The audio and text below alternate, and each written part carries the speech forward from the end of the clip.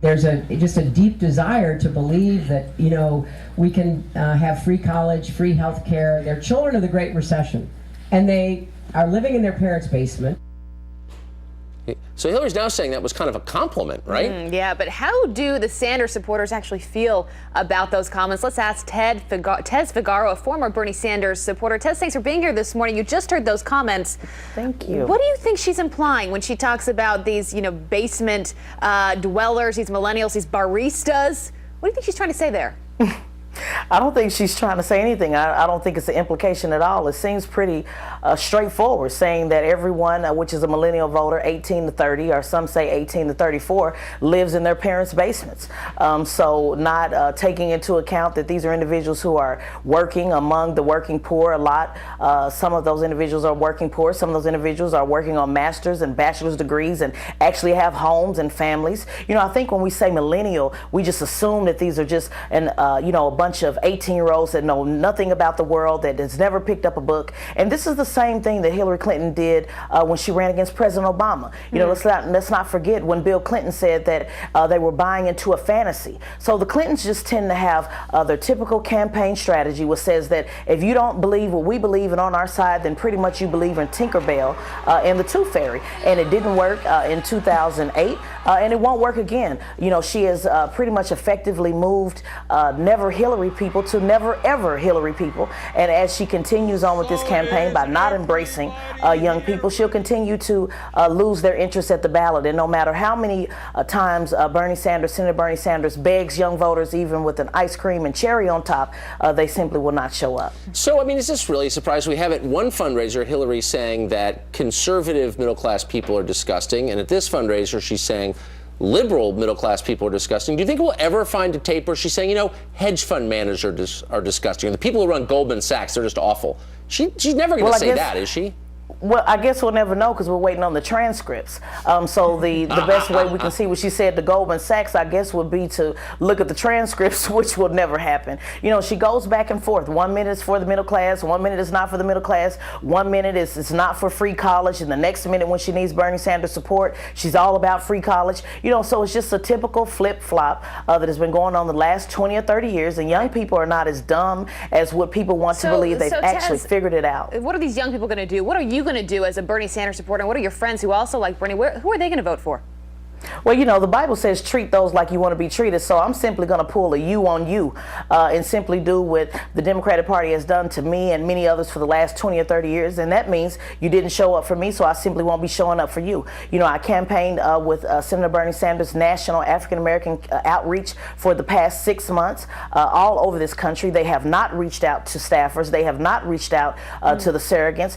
They pretty much feel they have everybody on board that they need, so we'll see when the polls come in. We'll see. All right, Tez, thanks so much for being with us so early this morning. Always good to see you. Boy, you are wound up. I love it. The numbers are staggering as Chicago's violent summer continues into the autumn. Just this past weekend, at least 46 people were shot. 5 of them died. And this lifelong Democrat says Donald Trump is the one to make America safe again.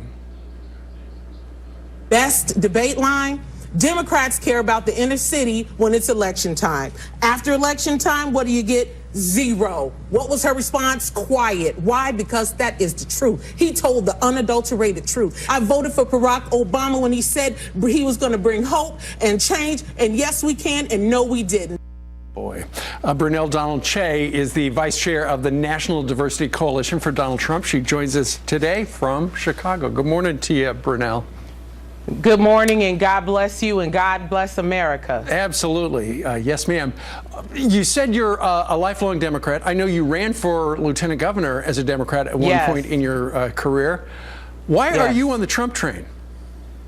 Well, I am on the Trump train because he's the candidate that's saying America first, and you know it sounds good. It's wonderful to all Americans to know that someone wants to put us first. And so the minute I heard him saying that, after, I'm a Bernie Sanders girl. I'm a former Bernie Sanders girl. So after I realized that, Bernie Sanders wasn't going to be the nominee, I went for the political outsider. I went for the guy who the establishment Republican is trying to keep him out. The establishment Democrats are trying to keep him out. I said, wow, if they're fighting for him not to get into office, then that's the guy that me, an American citizen, that's the guy that we need to get behind.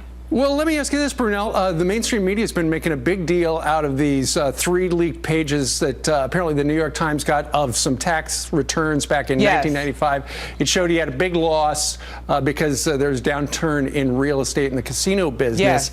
And people are going, well, he didn't pay taxes for maybe up to 20 years. So how could he possibly be president of the United States? That's essentially what Hillary Clinton said yesterday. Well, I'm understanding that she also used those same loopholes in her taxes. And so as long as he was above the board and legal and he didn't violate any tax laws, I don't understand what the big deal is. We're talking about a person who took $1 million from his father and turned it into $8 billion. And so he's living the American dream. And I don't know any American who gets their taxes and the tax person tells you, oh, this is your low number, that says, hey, you know what? That doesn't look high enough. Let me, please, can you please jack it up for me so that I can pay more? Said no American. Yeah, you're absolutely right. We're supposed to pay what we're owing, but, why pay more so that they can just squander it in Washington, D.C.? Exactly, exactly. Real quickly, Hillary Clinton, because you're a lifelong Democrat, you would think, and I'm sure you're getting some heat for being on the Trump train. Why not Hillary Clinton for you? Well, I'll tell you this. See, people keep saying, oh, Donald Trump doesn't talk right. He doesn't sound right. And what I would say is, see, Donald Trump is not a politician. We can teach him in office or help him in office to be more presidential, to be more politically correct. But see, Hillary Clinton's problem, Mrs. Clinton's problem is that she has no conscience. You can't teach conscience. When you talk about 4 Americans dead in Benghazi, when you talk about this federal subpoena where you violated a federal subpoena, obstruction of justice at the least, a felony, when you're talking about how the children of people of Haiti were mistreated, when you talk about her saying she was under sniper fire in Bosnia and you find out that wasn't true, and the list goes on. And then you got 5 of her top officials with immunity deals where the FBI has agreed to destroy evidence. Like I said, you cannot teach conscience. You can't teach a person to do the right thing, but you can teach them to do the right thing, but I don't feel it's in her to do what's best for the American people. I think she'll do what's best for herself. And so I need someone in office like Donald Trump who has, created, private sector jobs. Sure. Hillary Clinton's never created a private sector job. We've given 8 years under Barack Obama. The promises of jobs from the Democratic Party, education, investment in communities, vocational programs never came. Brunel, I got a feeling you're not going to vote for her. I got a feeling you're going to be in the Trump column there in Illinois. Yes. Thank you very much for getting up early. You're very enthusiastic about supporting Donald Trump. Thank you, ma'am. Yes, I am. Thank you so much, and God bless you. God bless you.